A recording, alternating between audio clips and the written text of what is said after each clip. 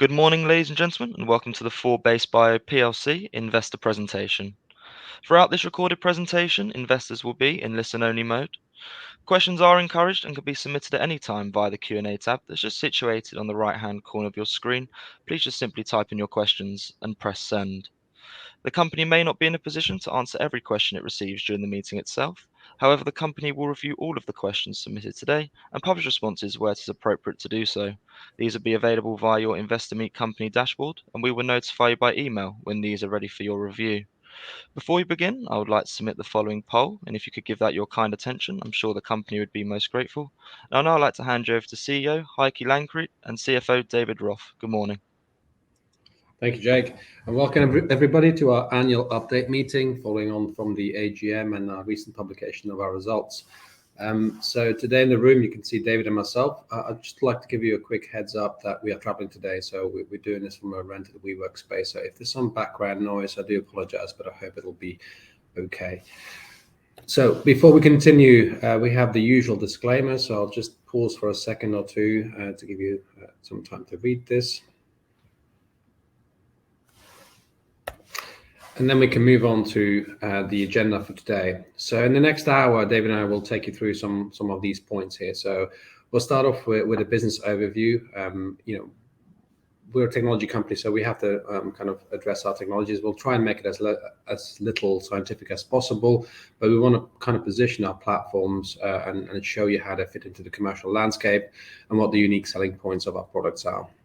Following on from that, we will continue with some of our progress and our future objectives, highlight some of our achievements, and touch base with what we said in 2021 and what our objectives then were and how we have reached those milestones.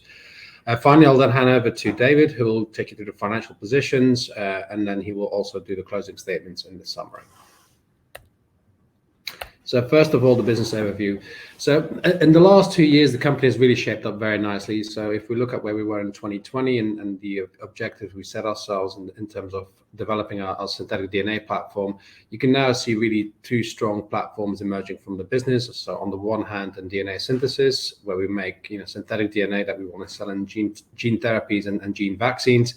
But also a non-viral delivery platform is really taking shape, and we're very excited about both of those platforms feeding into very high, rapid growth sectors in the 12 billion synthetic biology market that continues to show very high growth rates. Currently, the projections are about 21% 5-year forward compound annual growth rate. So very exciting spaces to be in with very exciting platforms. And today we'd like to show you a little bit more about how we see that all materializing. So if we look at our DNA synthesis platform, our main objective there is to alleviate the bottlenecks associated with plasmid DNA manufacturing. So we want to have a fast turnaround time and create a product that is readily available to our customers. But we also have an eye on safety and providing more flexible DNA products that are more suitable for the applications that people are trying to develop. On the non-viral delivery side, I think the main issues there that we see with viral delivery is the immunogenicity and hence the lack of repeat dosing, but also the issues with flexibility in terms of the payloads people can use. So using a non-viral targeted delivery system that has much more flexibility in terms of size and type of payload is what we're developing, and we see lots of opportunity at packaging our DNA payloads into those delivery systems. So from a commercial perspective, how does this all fit together? And this slide is really just highlighting a little bit on how this works for synthetic DNA. As I mentioned, the market is dominated by plasmid DNA. Plasmid DNA is manufactured through a process called fermentation. So you take bacteria, and the bacteria essentially grow and produce the DNA for you whilst they grow and expand. This is quite a difficult process. It's quite a bulky process as well. So DNA is manufactured at very low concentrations, and it leads to fairly long manufacturing times. And typically, customers may need to book manufacturing slots 18 months in advance to get the product at a time when they need it. There's also some safety concerns with bacteria making your DNA products. In particular, bacteria make products called endotoxins. They're contaminants and they're toxic to people, so they need to be removed. But plasmids also contain bacterial DNA sequences, which of course have some concern in terms of introducing those into humans. So overall, plasmid is working, and it's a good product and it's currently being used. But synthetic alternatives clearly have many benefits and advantages over these plasmids, and we see that's where the market will be going to over the next few years. In terms of market participants and competition, there's still few around at this point in time. You're all familiar with our main competitor based in the UK, and from our perspective, really, that's kind of where the market sits at this point in time. There's Touchlight and there's ourselves, and there's other companies probably emerging around us as well. But those are the front runners in the kind of synthetic DNA space. Underneath this, there's also a few pharma companies who are developing therapies, and whilst they're developing therapies, they're also looking at ways of making synthetic DNA. But those companies are really not looking to commercialize that technology, and it's really much more for internal use that they are looking at developing DNA synthesis methods. And then finally, there's the de novo synthesis companies as well, more like the gene printers. Again, these companies, there are quite a few around that are trying this approach. It's really focused much more on early stage and smaller scale products and rapid gene synthesis rather than large bulk scale GMP manufacturing. So we don't really see this as a direct competition for our market segment. And then, ultimately what's driving the market is, the COVID pandemic has really opened up the opportunity for us even further. I mean, there was already a lot of activity in the gene therapy space, but currently over 3,500 therapies in development. But the demand for mRNA, driven by the COVID vaccine kind of effort, has really driven the demand for DNA as well. And it's kind of putting the plasmid supply chain under even further pressure as well. So it kind of shows that we're in a space that will continue to grow rapidly. And as more products move from clinical trials into commercial use, the demand will only scale up exponentially as well. So we see a continued strong growth in our sector for the foreseeable time. On the delivery side, I guess a somewhat similar story where, we have a dominant technology out in the market at this point in time, and this is the viral vectors. In particular, AAV is the dominant vector being used in the clinic at this point in time. And AAV has some really good benefits as well, right? So AAV works well as infectious and can deliver the therapy quite well to different tissue types. However, it's an immunogenic compound, and hence it can only be dosed once, and that often leads to therapy developers using very high doses, which then in turn leads to toxicity effects. So there's some limitations in terms of not being able to repeat dose, driving the application to higher doses than what would really be desirable, and that comes with some problems. There's also some payload capability issues with viral vectors, particularly with AAVs. You cannot really deliver much more than 4.5 kb. And of course, many genes are much larger than this. So then you have to make compromises and start cutting genes back, which then of course leads to problems with efficacy, et cetera. So as you can see, whilst the viral vectors have a lot of benefits, there are some drawbacks that need to be addressed. And this is kind of where the COVID pandemic again has opened up opportunity, because it clinically validated these novel non-viral based technologies, LNPs they're called, for delivery of mRNA payloads. And this is kind of where 4BASEBIO wants to position itself as well. We don't make LNPs, but we make a non-viral based nanoparticle which has LNP type properties, but unlike LNPs, we impart an active targeting mechanism into our particles, which allows us to drive the uptake of the payload to the cell type of choice. This is quite important if you want to avoid off-target effects. And particularly with LNPs, one of the issues is that they're very good at targeting into the liver, because that's kind of where they naturally have a tropism for, and they end up being uptaken by a lot of liver cells. But if you want to target other cell types, that's a lot more challenging with the kind of conventional LNPs as being used in the COVID vaccine. The other issue in this space, of course, is the IP landscape, and particularly in the LNP space. You probably would have seen the kind of litigations going on between the big players in this space. The landscape is quite crowded, and having a clear, unique, identified IP position, as we do with our Hermes Nano platform, gives us opportunity to offer customers an alternative approach without having to be looking at the conventional, very expensive licensing technologies. So our platforms lead to a lot of different products, and this is kind of a pictorial view of how we see this. So we have our synthetic DNA platform, and what kind of sets us apart is that we have a lot of flexibility in how we make DNA. So we have the opportunity to really customize our products and optimize our products for different applications. And this is kind of what this slide is supposed to show you, right? So if you look at the platform, at this point in time, we're offering 4 products from this platform. And each of these products has slight differences in how it's made and hence how its functionality is. So for instance, for making mRNA in an IVT process, so this is an in vitro transcription process, you really need the DNA to be open at the back end of the construct. So the DNA at the 3' end needs to be open-ended so that the RNA polymerase falls off the construct and doesn't go back on itself.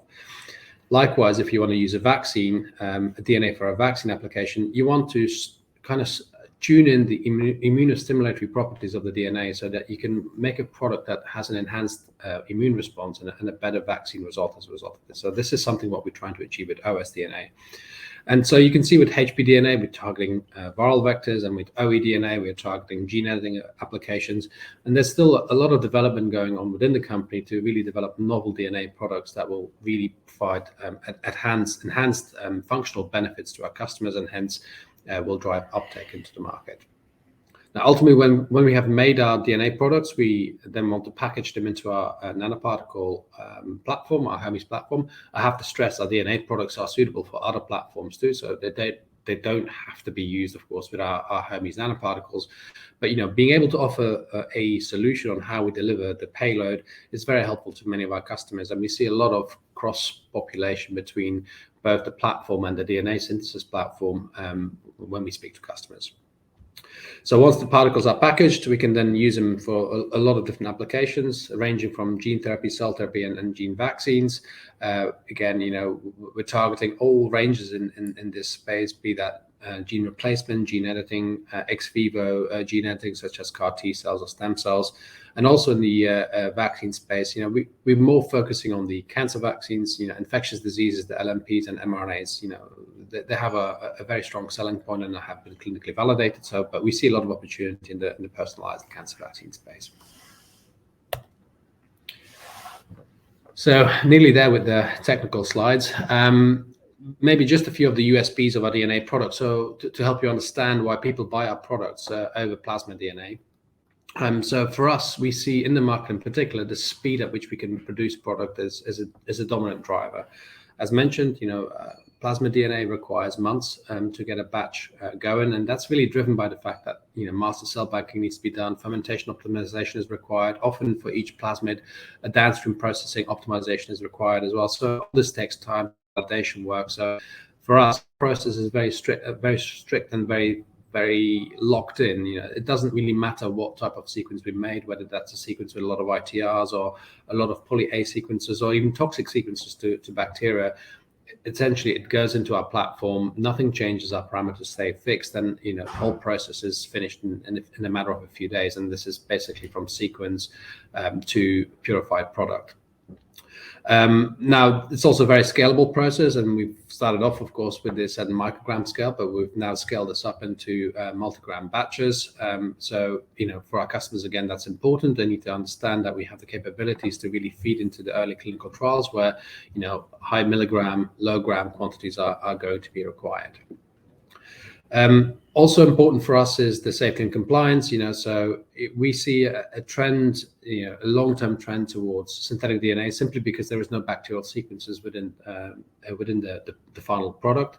So there's no antibiotic resistance genes, and particularly in the plasmid space, there seems to be quite a more and more important antibiotic-free plasmids, which can be produced, but of course the yields are even more affected when antibiotic selection is suppressed. So it puts us in a position where we can offer this all in our standard process at high yield and low cost to our customers. From a delivery point of view, a similar kind of picture where, for us, the main drivers really are the enabling of repeat dosing due to low immunogenicity, the flexibility in terms of the payloads that we can package into our particles, be that DNA, RNA, or protein, and we have done all three of them already to date, and the ability to dose those through various routes of administration. So we can do IV, we can do intramuscular, IP, lots of options are available to us. In terms of manufacturing, compared to viral vectors, of course, this is a lot more cost effective. You don't have to worry about, growing these viruses and purifying viruses and containing viruses. It's a self-assembly process, which is extremely cost effective. And what sets us apart as well in terms of imparting the targeting is that we do not conjugate targeting mechanisms onto our particles post-manufacturing, but this is essentially all part and parcel of the same self-assembly process that allows us to position these targeting mechanisms at the surface of the particle. All this gives us the specificity that we require to deliver the payloads to where we want them delivered, and hence reduce off-target effects as and when we deploy these into animal models. So that's it from the technology perspective. So our progress to date. So this might look like a bit of a busy slide, but I thought it'd be useful to kind of map out the different areas and what we've achieved in the different areas. And I'll start off in the middle with the resourcing part, because that's kind of what's enabled us to deliver on the technology and the commercial side of the equation. So from a resourcing perspective, we've done a lot of building in 2021 and actually continuing in 2022, where we've built out our research use pilot scale lab. 7 GMP suites have now been built as well. And we've continued to expand our discovery labs as well. So, really we've been putting in the infrastructure that will allow us to continue developing, but also manufacturing our products in 2022 and beyond.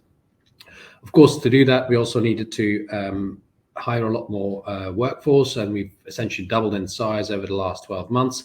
And all of this has been done from our existing cash resources. And to date, we still have in excess of 30 million of cash and debt available to continue financing our growth perspectives.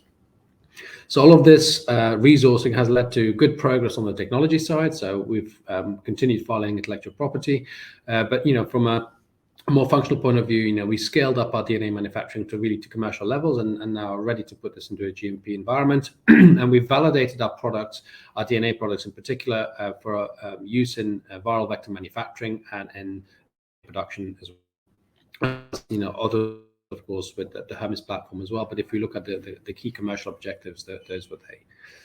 From a commercial point of view, we've now reached the point where we actively are looking to sell product and sell services, and we've been successful and have announced our first sale of DNA product. In fact, we have had repeat sales of DNA products as well. And likewise, on the service side of things, we've got our first service work in to develop nanoparticles, but also to develop viral vectors for our customers. So all of this has really been driven through, focusing more and more on the commercial development of the company, and in particular, we now go to a lot of conferences, and we are really driving and picking up the building up the pipeline of opportunities that ultimately will lead to customer contracts. As I mentioned in my opening slide, I wanted to revisit what we said in July 2021 and how we fared against that. And you can see, this is kind of a recap from what we kind of set out to do then in terms of the three kind of main objectives as well: synthetic DNA, particles, and manufacturing. And on the synthetic DNA side, we've kind of hit all our milestones there, right? So we filed intellectual property, we've scaled to commercial levels, and we have done a lot of validation in these key applications that we want to sell product into.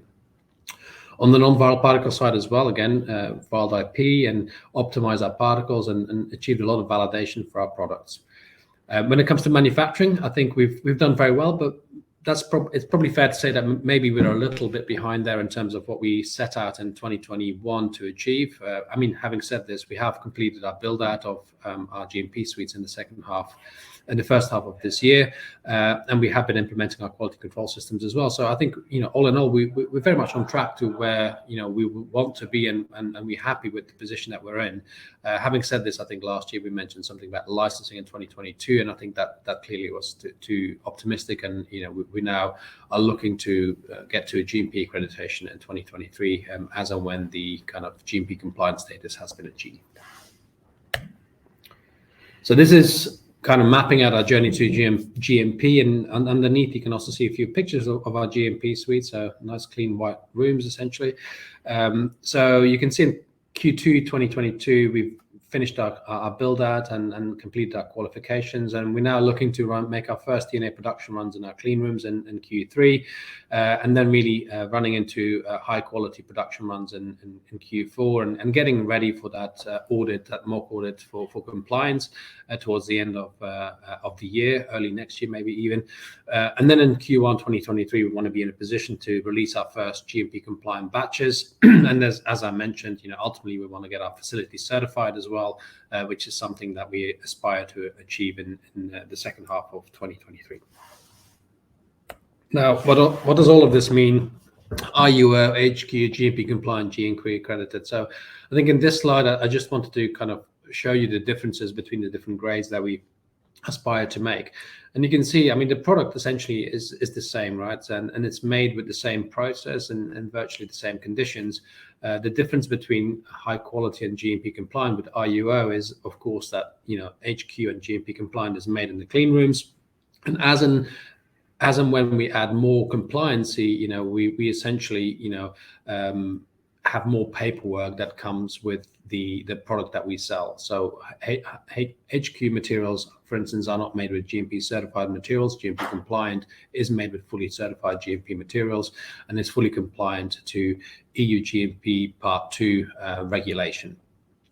Ultimately, the difference between GMP compliant and GMP certified will be very little. The only difference will be that we will have official licensing from the MHRA, which kind of puts this onto the next level. So plans and objectives for 2023. I guess an even more busier slide compared to my first one with this kind of tiled map aspect. You can see here there's actually an extra section that came into it now, right? So we now have the production section as well, where we have objectives that we would like to achieve. From a resourcing perspective, it's similar to what we did this year. We want to use our financial resources, which will essentially mean that we need to continue expanding our team. But from an infrastructure point of view, I think we're more or less there now in terms of what we need to deliver our production and technology milestones. On the production side, it's about reaching GMP compliance towards the end of this year, and then accreditation in 2023. But also important to understand is that we need to continue bringing and transferring products into our GMP environment. We of course started off with HPDNA, and that's the leading product that is going into this GMP transfer process. But as and when we develop additional products such as OEDNA, such as OSDNA, all of these products need to be transferred to a GMP environment, and that takes a little bit of time. Of course, the first one takes the most time, but we need to be realistic that these products all will require a little bit of time to transfer to a GMP environment. From a technology perspective, it's very much the same as what we were doing before. Continue to innovate and to continue to validate our products in further applications and drive that forward. From a Hermes perspective as well, we really want to get into in vivo data now and start generating a lot more of that.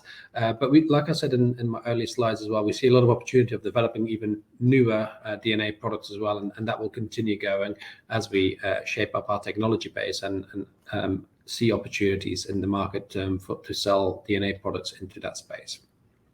So finally, then on the commercial side, a lot of expansion is required there now as well. Our commercial team is very lean. From a direct sales perspective, it will continue to be lean, of course, but we will need to build out a kind of customer support team underneath that, so more like an after-sales project management support team, which we're looking to build out in the second half of this year, which will help us really underpin the growth of projects that we want to bring in, and of course drive the revenue going forward.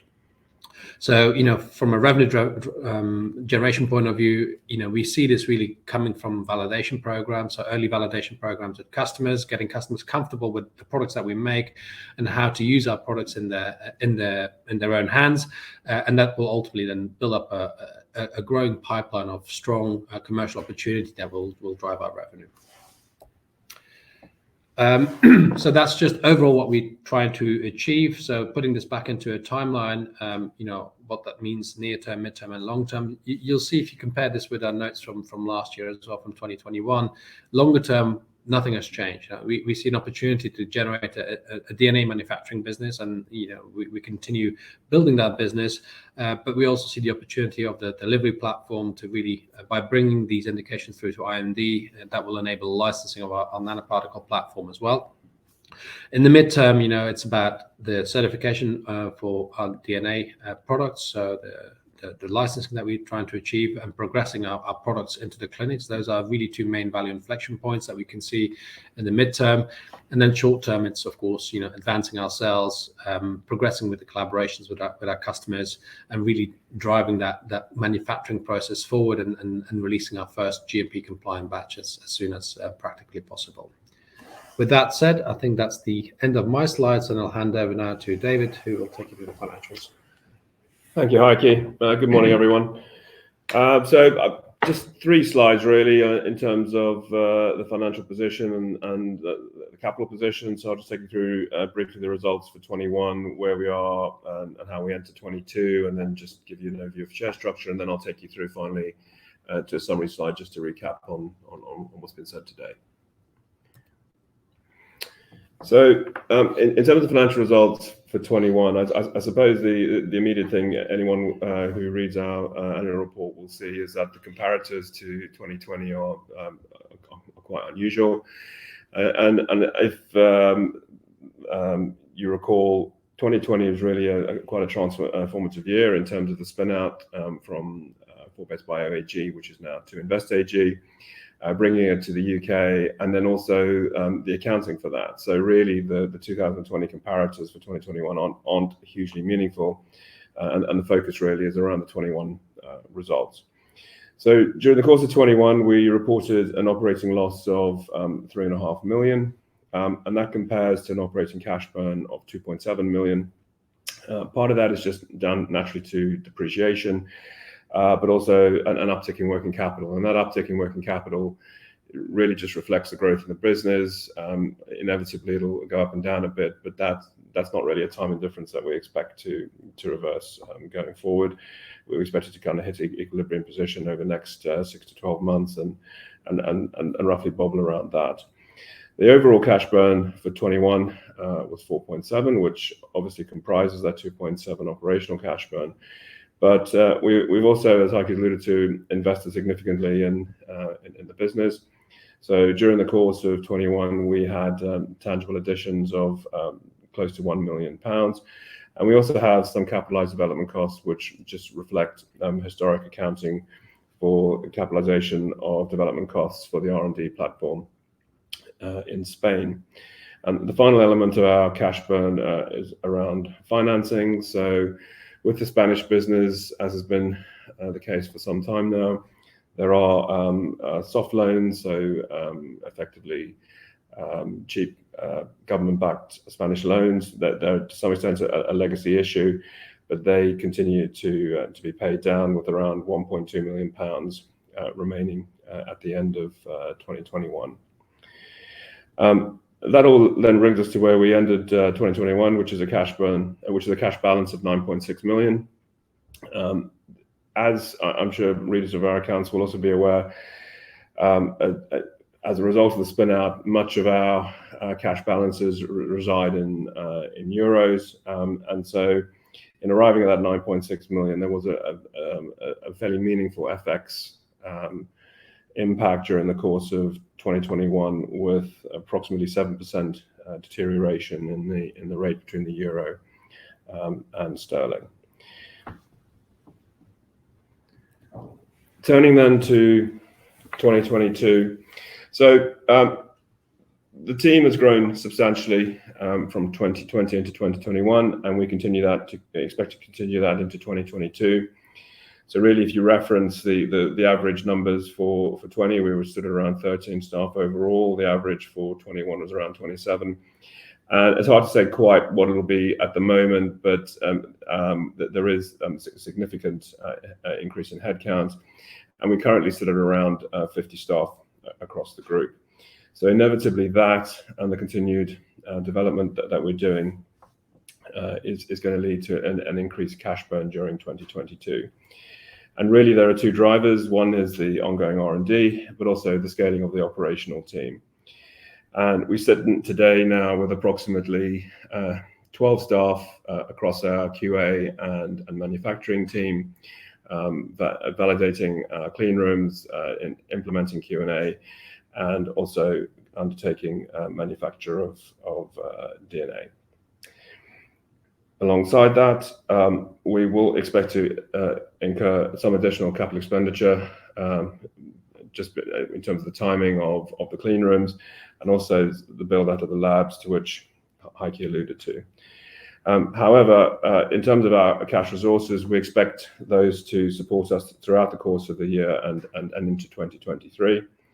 And if at some point in the future we're looking for future funding, I think at this point in time we're expecting to draw on the facility that we have with to Invest AG, as opposed to a capital increase. So again, as you will be aware, we retain a 25 million euro loan facility with To Invest. That is a plain vanilla debt structure. It's reasonably favorable terms and something that we're happy to draw on if needed. And really at this point in time, we don't foresee a capital increase. We're certainly not averse to a capital increase. It clearly has some benefits. It may improve the liquidity in the share. And there's clearly a benefit in being able to bring on a knowledgeable institutional investor to support the business. But really, we feel that in order for us to go down that path, it really needs to be at a share price and market capitalization that's meaningfully higher than what we set at today. Before I go to the summary slide, just very briefly touching on shareholder structure. So you'll see that we have two cornerstone investors, being To Invest AG and Deutsche Balaton. Both are very supportive, both supportive of the management team and supportive of the strategy that we're undertaking. But clearly, I think it would benefit us and benefit the company to have some specialist life science investors along the way, if that's something that we're able to bring in at a sensible point in time.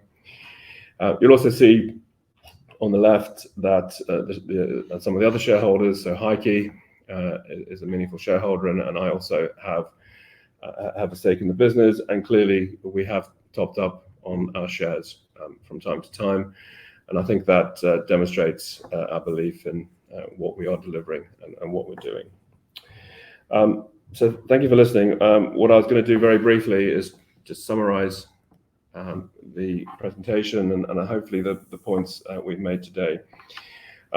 We really see during the course of 21 and actually now into 2022 as well, significant progress in terms of building this business. Clearly the spin out at the end of 2020 was a challenge, and we came from a relatively small base, but we now really have a company with very significant structure. And perhaps an interesting KPI for the business is that 80% of the workforce are scientists. So really, in terms of the back office functions and those who are not adding value to the R&D and the manufacturing platforms, that's a very small part of the business, and that's really a key focus and consideration for us. But really, I think where we've reached now is that we've built a strong team. We are commercializing the product, commercializing a range of products, and actually we are now into commercial revenue generation. So we really have taken some very big steps over the last 12 to 18 months. And if I look at the table, really starting at the top, we have some very clear disruptive technologies in a rapidly growing market, and we see some real growth opportunities, both for the DNA and also for the Hermes platform. And as I've said, we really have made some significant progress since 2020. During the course of 2022, we have secured our first commercial sales, and we expect to be GMP compliant in 2022. And we're pushing very hard to achieve GMP certification during the course of 2023, and all of this in a well-funded platform. So I think we're very pleased with what we've achieved to date. We believe that this is very much goes towards shareholder value. and we look forward to presenting to you again in the near future. So thank you for listening, and that concludes the presentation. That's great. Heike, David, thank you very much indeed for your presentation this morning. If I may, I will just bring back up your cameras. Ladies and gentlemen, please do continue to submit your questions just by using the Q&A tab that's situated on the right-hand corner of your screen. But just while David and Heike take a few moments to review those questions submitted already, I would like to remind you that a recording of this presentation, along with a copy of the slides and the published Q&A, can be accessed via your investor dashboard. Heike, David, as you can see, we have received a number of questions throughout today's presentation, and thank you to all the investors for submitting their questions. If I could please just hand back to you to run through that Q&A tab, and where appropriate to do so, if you could please just read out the questions and give your response, and then I'll pick up from you at the end. Thank you. Yeah, thank you. So and the first question was from Mark A, who was asking us, what criteria do you look for in terms of partnerships? And to some extent, Mark, this has changed over the past few years. So when we started off, we were looking really more for early stage collaborations, often with academics who could help us with some access to some models and help us with some validation of our early products. Of course, as we build up more confidence and we build up more expertise in making larger quantities and pure DNA as well, we're now looking more towards commercial applications, and really what we want to work with now is more early stage just discovery companies who are looking to switch over to synthetic DNA and really see this as a viable commercial opportunity, or pharma companies who are looking to validate our products and really get comfortable and familiar with our products. So the partnerships are changing, where in the past we were looking more for help from our collaborators. Now we really want to help our partners with delivering their endpoints. So it's kind of changed somewhat from that perspective. I hope that answered the question. Okay, so the next question was from Ryan N. I know you've invested heavily into the business last year. What is the company's headcount currently, and how do you see the cost base moving forward? Well, it's probably for both for David and me, this one. Headcount currently stands around 50, and as I mentioned in one of my slides, we see this growing to around 70. Both the manufacturing, commercial, and the R&D teams as well. We see still need some expansion. We've identified some gaps. For instance, on the IP side, we want to bring in a head of IP who can help us with really managing our IP portfolio and make sure that we capture everything and drive everything forward at the right pace. But also on the manufacturing side and the QA quality side as well, we see some gaps that we want to fill. And on the R&D side, as we take on more opportunities and more products, of course, we've got to support these as well, and some further expansion is required there as well. David, any comments? I think you've answered the whole question. Okay, good. Right, next one. From Ryan as well, asking us how big the addressable market is for synthetic DNA and RNA products. Well, DNA and RNA products are slightly different now, right? So the market for RNA products is driven by the COVID pandemic, of course, huge. If you just look at the numbers there, I think in 2021, the synthesis market, RNA synthesis market, was about 50 billion or something like that. So that probably will come off a little bit as the pandemic calms down and demand for vaccines drops off a little bit. Having said that, there's a lot of mRNA therapeutics in the market as well, so it'll be interesting to see where that market goes. But in any event, it's a huge market. DNA, of course, feeds that market, and DNA also feeds direct other markets as well. It's substantially smaller than the mRNA market, of course, but it's still in the billions of pounds as well. David, I'll definitely let you do that one. So Matthew's asked, do you think raising additional capital could accelerate your growth and improve liquidity in the market? In honesty, we can always spend more. There's no doubt about that. But clearly, you also need to control that expenditure and make sure it's put to good use. And I think we're very focused on making sure that we deliver and we invest appropriately. So I think we're making really excellent progress. Inevitably, you can spend more to do it, but I think the progress that we're delivering now is something we're very comfortable with, and I don't think it's an impediment to our success. So that's fine. In terms of liquidity in the market, it's something I have to say we've debated for a while. I think the working assumption is that raising some additional capital could certainly improve liquidity. I guess it really depends how that manifests itself. So, what we see, if we bring in institutional investors, I'm not sure how that's going to do it. And if we offer a retail slice, it really depends how that then churns, because we are aware that there are quite a large number of longer term holders, and those holders in turn I expect will buy up in the event there is liquidity, and you'll have a situation where you're back to square one again. So it's certainly something we're considering. I have to say we're not 100% certain that it's going to have the desired effect. The key issue for us is the points and valuation at which we proceed with the capital increase, and in honesty, I don't think we're quite there. And then another question from Matthew was, what do we see as our greatest challenge to the business moving forward? I think this question was asked to me last year as well, and I think at that point I mentioned that for us, recruitment of staff and the pace at which we want to recruit was a big challenge, and making sure we had the right people coming through was very important. Now, clearly this year we've achieved this. We've expanded and we've doubled up. We've filled in positions of leadership and really strengthened the width and the breadth of the team as well. So going forward now, I think the challenges we still have the recruitment challenge, of course, but I think the main challenges I see going forward now is really how we get our product into the clinic. Okay, so GMP compliant, I think, will be fine, but like getting our product into the clinic and getting to that next valuation inflection point, understanding the regulatory environment around the product a little better. Those are the next big challenges that the company needs to overcome, and that we are really gearing ourselves up for to hit in 2022 and 2023. And then a question from Jonathan: when the company attends trade shows like ASGCT, what sort of reception does the company get? Do potential customers understand the attractions of 4BASEBIO product offering? Yeah, I mean, that's a very good question, and yes, they do. I mean, we went to ASGCT about a month ago, and we didn't actually have a booth there, so we ummed and ahed about whether it was right for us to have a booth there or not, and we thought it was just a little bit too early to go and do that.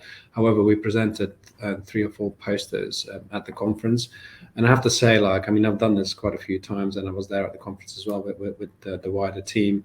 The feedback and the response we got from the posters was phenomenal. I mean, we always had a crowd around our posters. We had so much leads that came off that as well, and people get it. People understand the benefits of the technology, how it can speed up their research, how the safety profiles, the functionality benefits that we can offer, the ability to customize our products to customers' needs. I mean, it's a massive selling point. So yeah, I mean, definitely these conferences, and they're a great way to reach out to customers, and we continue doing this. And in fact, today I jump on a plane to San Diego to go to another conference as well, and meet even more potential customers. And we see this as a way to really expand the pipeline of commercial opportunities that ultimately we want to turn into revenue generation.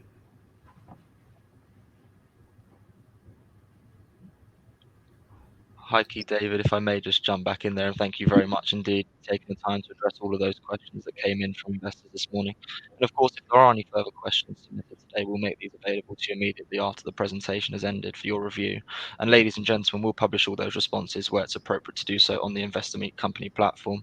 Hi, Keith, perhaps for redirecting those on the call to provide you with their feedback, which I know is particularly important to yourself and the company. If I could please just ask you for a few closing comments to wrap up with, that'd be great. Yeah, so I'd just like to thank everybody who dialed in today, or who will actually watch this presentation on demand later on as well. It's as you can see, the company is shaping up very well. The opportunity is there, the markets are there, and we're excited about the progress that we're making, and we look forward to updating in due course again with further progress. Thank you. That's great. Hi, Keith, David, thank you very much indeed for being so generous with your time and updating investors today. Could I please ask investors not to close this session, as you'll now be automatically redirected for the opportunity to provide your feedback in order that the management team can better understand your views and expectations. It's only to take a few moments to complete, but I'm sure will be greatly valued by the company. On behalf of the management team of 4BASEBIO PLC, we would like to thank you for attending today's presentation. That now concludes today's session. So good morning to you all.